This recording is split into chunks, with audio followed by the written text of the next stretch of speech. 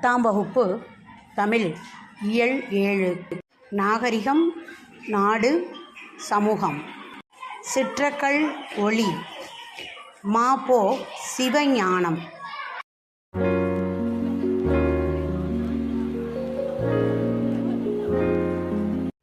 நான் சிலப்பதிகார காப்பியத்தை மக்களிடம் கொண்டு செல்ல விரும்பியதற்கு காரணம் உண்டு. திருக்குறளையோ கம்பராமாயணத்தையோ விரும்பாதவன் நான் அல்லன். ஆயினும் இந்திய தேசிய ஒருமைப்பாட்டிற்கு கேடில்லாத வகையில் தமிழினத்தை ஒன்றுபடுத்த எடுத்துக்கொண்ட முயற்சிக்கு பயன்படக்கூடிய ஓர் இலக்கியம் தமிழில் உண்டென்றால் அது சிலப்பதிகாரத்தை தவிர வேறெதுவும் இல்லை. உறுதியாக கூறுவேன். இளங்கோ தந்த சிலம்பு தமிழினத்தின் பொது சொத்து. எனவேதான் தமிழகத்தின் பட்டி தொட்டி எங்கும் சிலப்பதிகார மாநாடுகள் நடத்தி வந்தேன் என்கிறார் சிலம்பு செல்வர். மா.பொ. சிவஞானம்.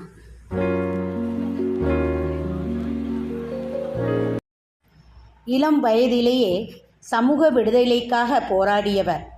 வழக்கறிஞர். நாகர்கோயில் நகர்மன்ற தலைவராகவும் சட்டமன்ற உறுப்பினராகவும் நாடாளுமன்ற உறுப்பினராகவும் பணியாற்றினார். குமரி மாவட்ட போராட்டத்தை முன்னெடுத்துச் சென்றவர். இதனால் மார்ஷல் நேசமணி என்று அழைக்கப்பட்டார். 1956 நவம்பர் 1ஆம் நாள் கன்னியாகுமரி மாவட்டம் தமிழ்நாட்டுடன் இணைந்து தமிழகத்தின் தென் எல்லையாக மாறியது. இவருடைய நினைவை போற்றும் வகையில் தமிழக அரசு இவருக்கு நாகர்கோவிலில் சிலையோடு மணி மண்டபமும் அமைத்துள்ளது.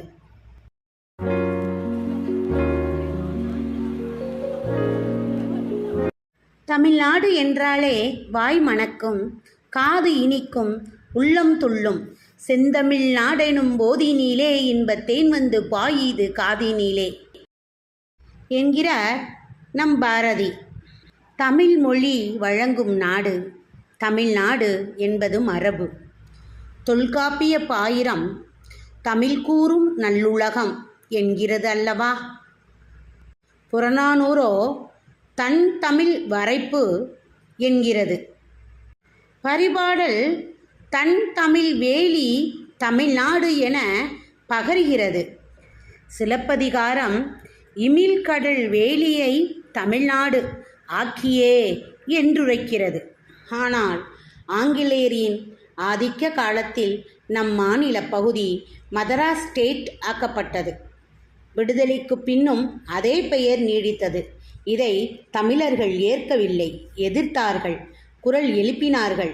திரு சங்கரலிங்கனார் இன்னும் ஒரு படி மேலே சென்று உண்ணாநிலை போராட்டம் நடத்தி உயிர் துறந்தார். தமிழ்நாடு என்ற வேலியை காக்க மடிந்த பயிரானார். இதற்கு விடிவு தந்தவர் பேரறிஞர் அண்ணா. 1967 அறிஞர் அண்ணா ஆட்சிக்கு வந்ததும் மதராஸ் ஸ்டேட் என்ற பெயரை தமிழ்நாடு என்றாக்கினார். தமிழ் கூறும் நல்லுலகம் தமிழ்நாடு என இனிதே மலர்ந்தது.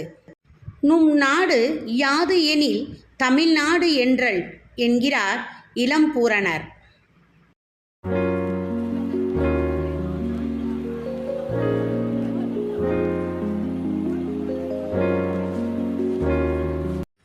ஆஸ்திரியா நாட்டு தலைநகரமான வியன்னாவில் அமைந்துள்ள அருங்காட்சியகத்தில் பேபிரஸ் தாளில் எழுதப்பட்ட அரிய கையெழுத்துச் சுவடி ஒன்று கண்டுபிடிக்கப்பட்டது. இச்சுவடி சேர நாட்டு துறைமுகமான முசிறியில் வாழ்ந்த தமிழ் வணிகருக்கும் எகிப்து நாட்டின் அலெக்சாண்ட்ரியா துறைமுகத்தில் வாழ்ந்த கிரேக்க வணிகருக்கும் இடையிலான வணிக ஒப்பந்தம்.